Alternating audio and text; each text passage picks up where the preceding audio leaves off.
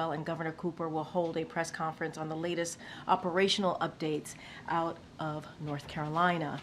In the 4 p.m. hour, Criswell and Governor Cooper will brief President Biden, and then he will have an oval spray to read out additional updates to the pool. And later this afternoon, the Vice President will receive an in-person briefing at FEMA later today, as you all know. As the President said earlier today, the nation has your back, and the Biden-Harris administration will be with you as long as it takes. With that, it's my pleasure to welcome back LSR, as we call her here affectionately. Thanks, Corinne. I'm going to move that a little bit, Corinne. Why don't I do this? So I know you have a lot to share today. Thank you. I do. Out your way. Good afternoon, everyone. I'm here today to brief you on the federal response to Hurricane Helene. But first, I just want to take a moment to acknowledge the lives lost across the region impacted by the hurricane and those survivors whose lives will never be the same. My heart goes out to those who've lost loved ones and those who are worrying about whether their loved ones are still alive. And our administration and our nation is standing with the people impacted by this hurricane. To the disaster survivors across the region, the Biden-Harris administration is committed to supporting you every step of the way as you begin your recovery and you start to heal. For survivors in Florida, North Carolina, and South Carolina, whose governors have requested major disaster declarations, the President approved them immediately over the weekend. And we urge those citizens who are seeking FEMA assistance to sign up for that assistance as quickly as possible. You can do that either by calling 1-800-621-3362, registering on disasterassistance.gov, or by filling out an application on your mobile device through the FEMA app. And that brings me to our response. Under President Biden and Vice President Harris's leadership, we are providing urgent and extensive federal support for the ongoing response and recovery efforts to Hurricane Helene. Over the weekend, at the President's direction, FEMA Administrator Deanne Criswell traveled to Florida on Saturday, to Georgia on Sunday, and today she is in North Carolina, accompanying Governor Cooper in surveying impacts to the affected communities in western North Carolina. The President has asked Deanne Criswell to remain in Asheville, North Carolina, given how acute the situation is on the ground there, and he will receive an update from her this afternoon and from Governor Cooper, in addition to the press conference that the administrator and the governor will hold today. Also, as the President said earlier today, he is committed to traveling to impacted areas later this week, as soon as his presence will not disrupt vital emergency response operations. So, I want to walk you through what happens as we're facing a hurricane predicted to have the kind of impacts that Helene has had. First of all, what we do before a storm. As Helene was developing in the Gulf, the President directed FEMA to pre-position specialized capabilities across the region, including deploying incident management assistance teams to Florida, Georgia, South Carolina, and North Carolina. These teams support our state partners in planning, in logistics, and in conducting their emergency response operations. This included pre-positioning a number of search and rescue teams, federal search and rescue teams in addition to the state and local teams, temporary power teams, generators, and health and medical assessment teams. These efforts focused on the Big Bend area of Florida, saved lives in the state, and they prepared us to respond elsewhere in the region. Now, if we know anything about storms, and we've learned a lot in our years in service together, it's that Mother Nature has a mind of her own. As good as our technologies are, as good as our National Hurricane Center is, it's just a forecast. And when a storm hits, we have to adapt and respond in real time, just as the storm has the effects in real time that it is having, and then there are knock-on effects of that storm, such as flooding. As we evaluated impacts from the storm, we shifted into the post-landfall phase of our process, and we began to surge capacity to where it was needed the most. As of today, we have more than 3,500 federal response personnel deployed and supporting response efforts across the region, including more than 1,000 personnel from FEMA. Search and rescue efforts by state, local, and federal partners are ongoing, and nearly 600 additional personnel will arrive in the region in the coming days, increasing the total number of urban search and rescue personnel to over 1,250. And as search and rescue missions in other states wind down, these teams are focusing on the areas of greatest need, including North Carolina, where our federal teams continue to support state and local teams with rescues where the devastation is most acute. Also, at the President's direction, the Department of Defense has activated additional helicopters to aid in search and rescue operations and has provided dozens of high-water vehicles to get into areas that it's difficult to access. The National Guard, in their state capacity, is also supporting these efforts. National Guardsmen and women from 8 additional states are supporting North Carolina under existing emergency mutual assistance compacts, known as EMACs, with more than 700 personnel, helicopters, a cargo plane, and rescue vehicles to help with road clearance, provision of commodities, transportation, and search and rescue. This is the best of America. We have National Guard coming in as far as from Connecticut, Ohio, and New York, who are deploying to North Carolina to support their fellow citizens in need. In addition, about 200 medical responders are also stationed in Florida, Alabama, and North Carolina, along with medical equipment and supplies, to ensure the continued health care delivery that is required following the landfall of Hurricane Helene. And the U.S. Department of Health and Human Services declared a public health emergency for Florida, North Carolina, and Georgia, which gives health providers and suppliers greater flexibility in meeting emergency health needs of Medicare and Medicaid beneficiaries. In order for communities to begin functioning again, we all know it's critical to have power restored. And I want to tell you about what we're doing on this front, because that is truly the fundamental lifeline sector. As of this morning, about 2 million people are still without power across the impacted states. At least 50,000 personnel from 31 states and D.C. and Canada are responding to power outages throughout the region via established mutual assistance agreements between utilities and working around the clock throughout parts of Florida, Georgia, North Carolina, and South Carolina to restore power to those communities that can receive it, where the infrastructure can take power on the lines. FEMA and the U.S. Army Corps of Engineers are also making available generators of many different sizes that are ready to be deployed upon the request of any state. And as power is being restored throughout parts of Florida and Georgia, power crews are being moved into other states to assist with additional restoration efforts. We see power outage numbers improving where restoration teams are able to gain access to communities and the debris is cleared. Once we get power restored, we can then get a lot of other things working again. Utilities, water utilities in particular, communication systems, medical and healthcare facilities are those capabilities that depend, of course, on a source of power supply to function. We're also very focused on restoring communications capabilities. FEMA, the FCC, and private telecommunications providers are working together to help restore temporary communications as quickly as possible by establishing temporary cell sites and allowing for roaming where possible, where a resident can connect to any network available even if they aren't subscribed to that network. Today, FEMA will install 30 Starlink receivers in western North Carolina to provide immediate connectivity for those in greatest need.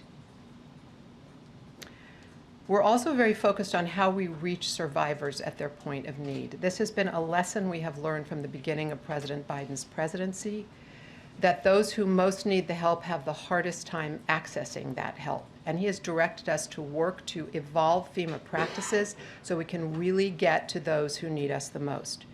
In states that have requested and have received major disaster declarations, FEMA is expediting the delivery of its Serious Needs Assistance, which is an immediate $750 direct payment to eligible households to allow them to pay for essential items like food, baby formula, water, medications, and other emergency supplies.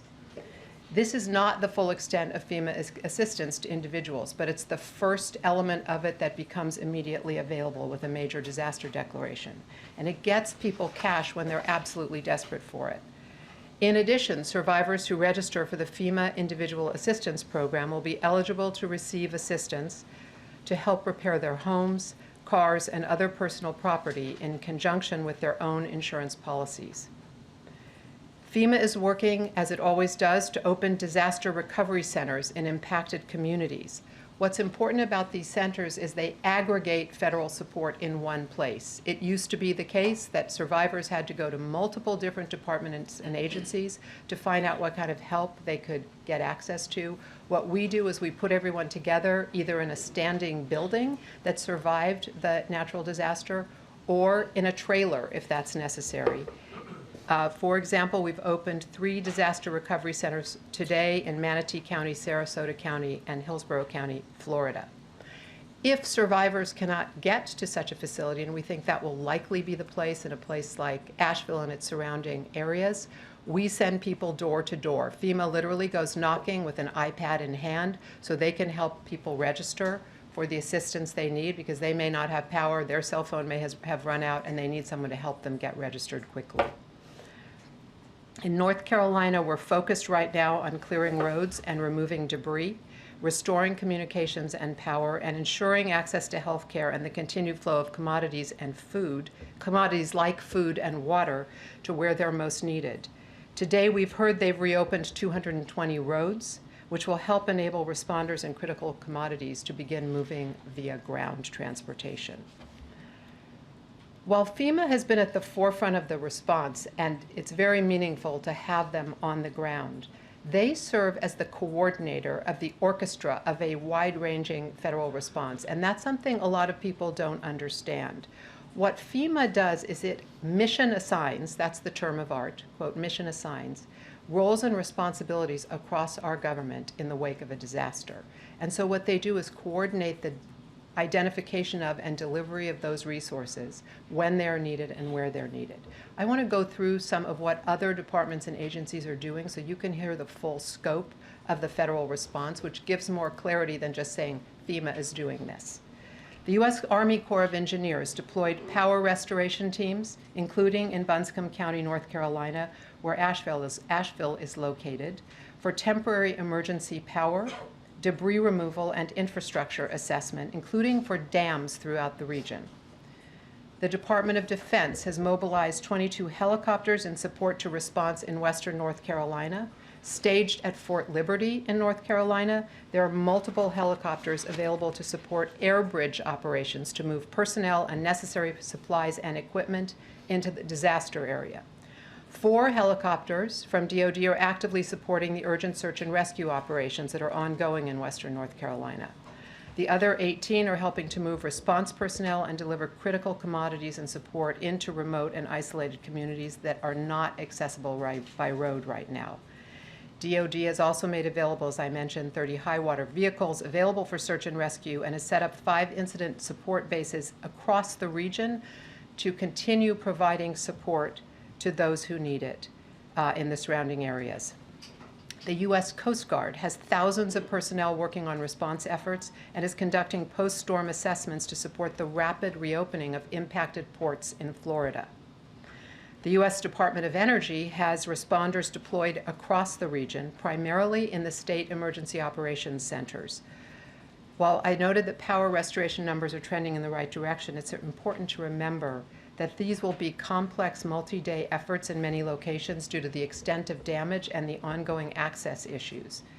Utilities are facing widespread flooding and debris that is impeding access to damaged infrastructure. And one of the things we've learned in prior incidents like this is it's really important to set public expectations about when they can anticipate that power will return so that they take the necessary steps to be safe and to secure additional support, for example, moving into a shelter if power isn't going to come on for some time where they live.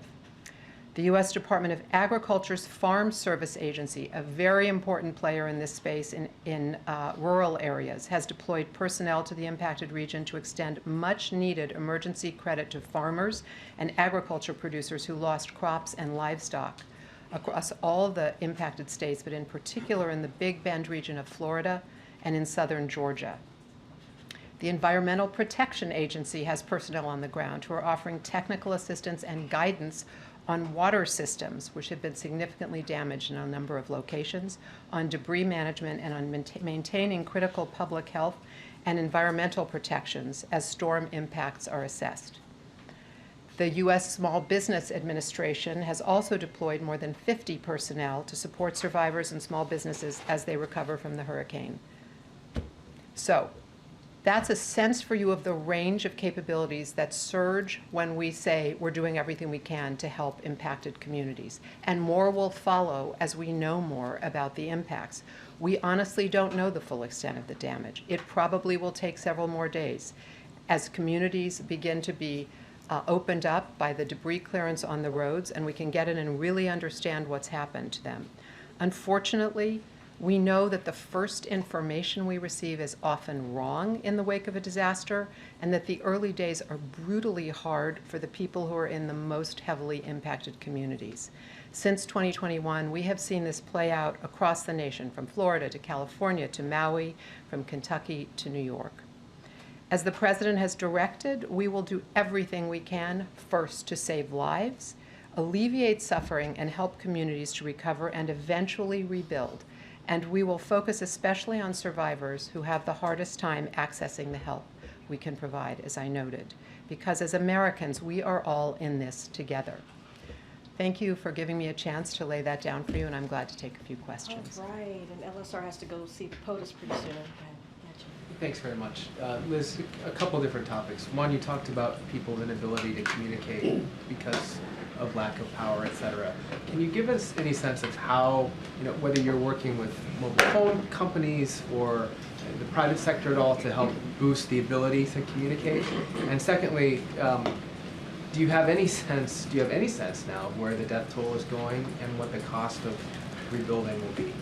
So on the effort to get communications restored, we work with, not personally, but FEMA works with the FCC and with private sector companies. All of the major providers participate in this. And as you heard me say, if you're not, let's imagine, a customer of AT&T, but Verizon is able to get some coverage in your region, you'll get free roaming in order to get access. We're also moving in Starlink receivers, as I said, because we need more capability where we think it will be a while before any of those cell towers that we would normally be dependent upon will be working again. So we have a multi-pronged effort when we need to get communications capabilities in, involving a variety of technologies. Some of them are more novel solutions, some of them are more traditional. I'll just say on the death count you asked about. So the current data we have is that it looks like there could be as many as 600 lost lives. But we don't have any confirmation of that. We know there are 600 who are either lost or unaccounted for. And so that work is ongoing. I'll caution you, because we've seen this before, those numbers vary widely. There's a lot of reporting that doesn't add up about the numbers. And so while we may see the numbers go up as we get to more locations that have not yet been fully developed in terms of disaster immediate emergency response operations, we may see more people who unfortunately perished. But we may also not see the numbers skyrocket as people have predicted they might. So I would just urge you to wait until we have the facts, and we'll report them to you as we have them. Thanks, Liz. You mentioned that in the run-up to the storm, the focus of the preparations was on the Big Bend area of Florida, and then it moved as the storm moved inland. Were you surprised by the impacts on the flooding side? Was there something wrong in the forecast that you should have pre-positioned assets differently to prepare for this sort of situation? I know that there'll be time for an after-action report later, but are you now at the point of where now you're kicking yourself that you didn't do something Thursday or Friday? So we can never know exactly where a storm will go. Of course, we will do with our colleagues who do the weather predictions an analysis of what we knew and what we didn't know and how that evolved. We were very concerned about a major hit on a city like Tallahassee, which could have catastrophic impacts. When the storms make landfall, as you know, they're at their highest velocity. The force of a hurricane when it makes land is very powerful. It usually reduces in strength as it moves over land. So that initial landfall place in the Big Bend was a major concern for us. But we were also worried about the storm moving into other areas and having significant wind effects and flooding effects. And that's what we briefed to the president as we saw the storm moving in our direction, in the direction of the southeastern United States, and we kept him apprised as we saw the evolution moving north through a variety of states. We can't know everything in advance, and one of the reasons we surge capabilities into the region is then to be able to get them closer. They can't be in the spot the hurricane is going to hit in advance. They have to be in a location in which they wouldn't be affected and then move in. So having the resources in the southeast already was very beneficial for all the states in the region. And you mentioned the importance of setting expectations, right? So for the folks who are in the affected areas who are able to consume this now, hopefully, to the extent that they can, how long should they be expecting to wait now to access, their basic needs, power, water, food, shelter, until the federal government can provide that for them? Well, we're moving now to get food and water, medical supplies, and other essential survival needs into the most devastated areas in North Carolina. That's what I described about using DoD helicopters, for example, to move into areas which are not accessible by ground. I was referencing the point that I think we all experience this when the power goes out. You want to know how fast it's going to come back on. In a situation like this with this much devastation, it could be a long time. So you can't just wait it out. You may need, and this is really for people listening, you may need to make alternative arrangements to get to a shelter where you can be safe and get access to electricity to power your phone, where you can get pharmaceuticals if you need them, if you lost everything, where you can begin to work toward the rebuilding of the basics of your life, while your community is addressing the consequences of these devastating storms. To wrap it up, Simon, go ahead. Yeah, thank you, Liz, for providing all this information and reminding us that the numbers could change. I just want to fact check two things with you if I could, given that you oversee Homeland Security broadly. First of all, did the president speak with Georgia Governor Kemp yesterday? Yes. Have they spoken again President today? Kemp has said so in public. Governor Kemp. I'm sorry, Governor Kemp has said so yesterday. Thank you for correcting me. The president spoke to Governor Kemp yesterday. Governor Kemp has stated today that he spoke to the president and appreciated the offer of all the help the president has offered, anything you need. So if the governor would like to speak to the president again, of course the president will take his call. If the governor wants to submit a major disaster declaration, we'll move that very quickly through our system. And we're working very closely with every state in the impacted region, and we extend a hand. We work with the state emergency operations managers, the whole team in place in every location, and that's work that we've been doing not just in the wake of a hurricane, but we do it all the time to build those relationships, strengthen our capabilities, plan for and prepare for disasters. And given that Homeland Security is your portfolio and the Secret Service falls under Homeland Security, let me ask you one other sort of fact check here. Donald Trump alleges on social media, quote, "The Democrats are interfering with my campaign by not giving us the proper number of people within Secret Service that are necessary for security. They're using them for themselves even though they don't need them." Is that true? The president has directed the Secret Service to provide every necessary resource and capability that is required to ensure the safety of the former president of the United States. Okay. April, you have the last one. Oh, Okay, sorry. one more, April. more. Okay. Yes, April. quickly, two questions. Well, I've got 1 minute Yeah, exactly. because Yeah. okay, two questions, and you can answer them fast if you can. In the short term, you talked about the immediate short term, but what about the long term with this devastation? Number one, housing for those who do not have shelter. What are you thinking? I mean, there have been lessons learned since Katrina as to how to house people. We work on immediate sheltering capabilities with the Red Cross and others. We provide funding for people to get access to hotels and potentially to move